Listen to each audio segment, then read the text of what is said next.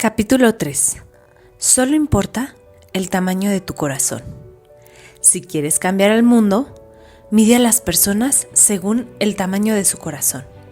Corrí hasta la playa con mis aletas negras de caucho debajo del brazo derecho y mi visor en la mano izquierda.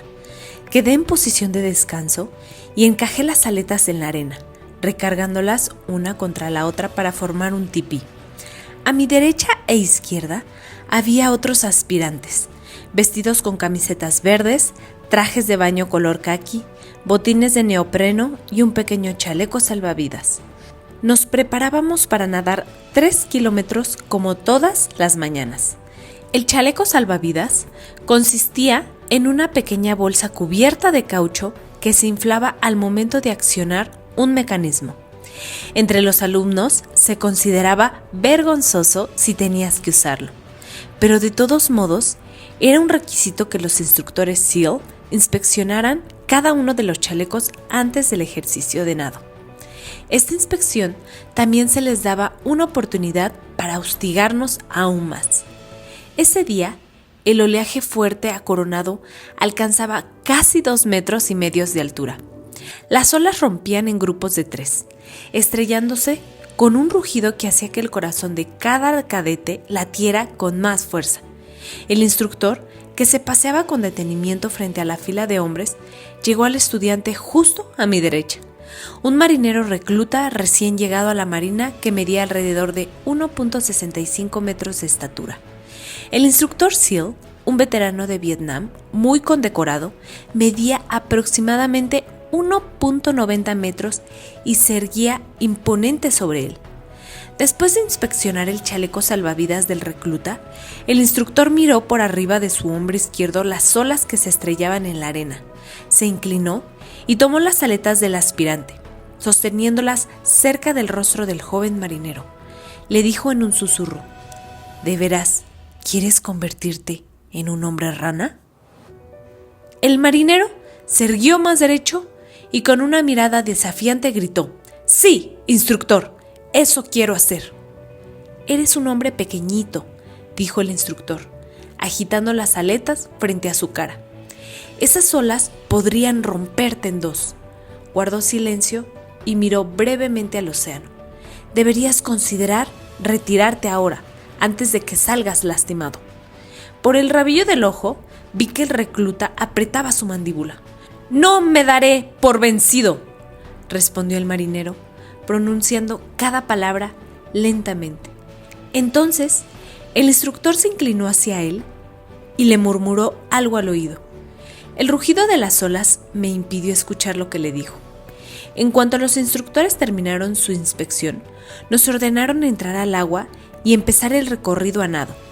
1 hora después, yo salía del agua por la línea del oleaje y encontré al joven recluta marinero de pie sobre la arena. Había terminado su recorrido casi en primer lugar. Más tarde, ese mismo día, le pregunté qué le había susurrado el instructor.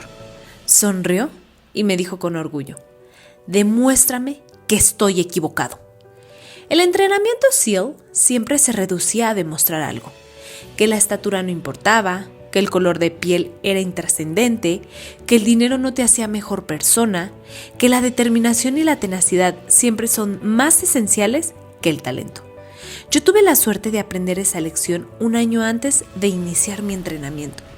Al subirme al autobús urbano en el centro de San Diego, me sentí emocionado ante la posibilidad de visitar el centro de entrenamiento básico al otro lado de la bahía, en Coronado. Yo era un guardamarina de primera clase y asistía a un crucero de veterano como parte del programa del Cuerpo de Capacitación de Oficiales de la Reserva Naval ROTC, por sus siglas en inglés.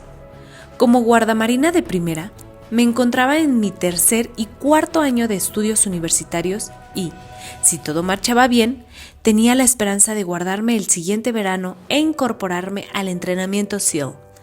Era mitad de semana y mi instructor del ROTC me había dado permiso de ausentarme de la sesión de entrenamiento programado a bordo de uno de los barcos en el puerto para dirigirme a Coronado. Descendí del autobús afuera del afamado Hotel de Coronado y caminé un poco más de 1,5 kilómetros hasta la playa de la base anfibia naval. Pasé frente a varios edificios antiguos de la época de la Guerra de Corea que habían alojado a los equipos de demolición submarina 11 y 12. Afuera del enorme edificio de ladrillos de un solo piso, había un gran letrero de madera que mostraba a la rana Freddy, un gran anfibio palmípedo con un cartucho de TNT en una mano y un puro en la otra. Este era el hogar de los hombres rana de la costa oeste. Esos intrépidos guerreros con aletas y visores cuyos ancestros militares habían despejado las playas de Iwo Jima, Tarawa, Guam e Incheon, mi corazón empezó a latir con más fuerza. Este era el sitio exacto en el que quería estar en un año. Después del edificio de los equipos de demolición submarina, la siguiente construcción pertenecía al equipo SEAL 1, que por aquel entonces era una nueva estripe de luchadores de selva que se había ganado la reputación de tener a alguno de los hombres más rudos de todas las fuerzas militares durante la guerra de Vietnam. Otro gran letrero de madera mostraba a la foca Sammy, con una daga en una aleta y una capa negra sobre los hombros. Como habría de averiguar después, los hombres rana y los SEAL eran exactamente lo mismo. Todos ellos eran graduados del entrenamiento SEAL. Eran hombres rana de corazón. Finalmente, me acerqué al último edificio gubernamental en la playa de la base naval. En la fachada del edificio se leía: Entrenamiento básico de demolición submarina SEAL. Afuera de la entrada principal, se encontraban 2 instructores SEAL rodeados de jóvenes cadetes navales de nivel educativo medio. Por su altura, los 2 SEAL destacaban entre los jóvenes estudiantes. El suboficial mayor de Marina Dick Wright medía 1.90 metros de estatura y tenía hombros anchos, cintura estrecha, bronceado intenso y un bigote oscuro y muy delgado. Era el aspecto que yo había esperado de un SEAL. Junto a él se encontraba el suboficial de Marina Jen Wentz, de más de 1.80 metros de estatura. Wentz era tan fornido como un defensa de fútbol americano, con bíceps imponentes y una mirada de acero que le advertía al mundo entero que no se acercara demasiado. Les ordenaba a los cadetes navales que ingresaran al edificio. Con cierto temor, lo seguí y me detuve en la recepción. Le conté mi historia al joven marinero detrás del escritorio. Yo era un guardamarina de primera en la Universidad de Texas y esperaba poder hablar con alguien acerca del entrenamiento SEAL.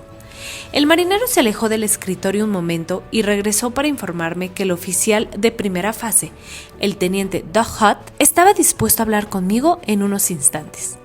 Mientras esperaba a que me llamaran a la oficina del teniente Hutt, caminé lentamente a lo largo del pasillo, admirando las fotografías que adornaban las paredes. Eran imágenes de comandos SEAL en Vietnam, hombres que se abrían paso en el delta del río Mekong a través del lodo que les llegaba a la cintura, imágenes de pelotones SEAL en camuflaje de regreso de una misión nocturna, hombres cargados con armas automáticas y bandoleras de municiones abordando una lancha Swift para dirigirse al interior de la selva. Al fondo del largo pasillo, vi que otro hombre contemplaba las fotografías. Por su forma de vestir, supe que se trataba de un civil. Era de constitución fina, casi frágil, y una melena de cabello caía sobre sus orejas al estilo Beatles. Parecía embelesado con los increíbles guerreros cuyas acciones estaban representadas en esas fotografías.